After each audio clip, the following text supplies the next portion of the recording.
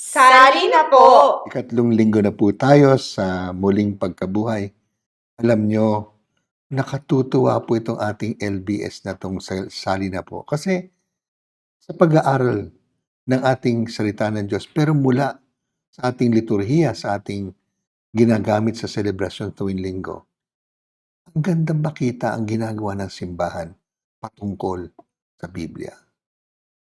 Dito po sa ikatlong linggo, yung pinag-usapan ng dalawang disipulo at sinabi kay Kristo, parehong-pareho po sa sinabi ni Pedro sa kanyang pag-uulat pagkatapos ng Pentecostes. Pero yung interpretasyon ni Jesus sa dalawang disipulo, yun din naman ang ginamit na ni Pedro sa kanyang pag-uulat sa mga Hudyo. At alam nyo, ito maganda rito. Si Jesus, hindi niya lang tinapos sa pag-uulat, pag-interpret. Isinagawa niya na yung kanilang hindi makakalimutan na huling hapunan, ginawa niya sa dalawa.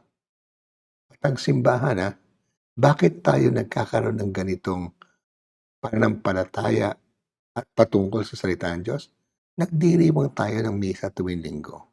Yan po, sa akin, yan po ang muling pagkabuhay natin. Kasama tayo sa muling pagkabuhay ni Kristo na nangyayari sa Santa Misa sa kanyang Eucharistia.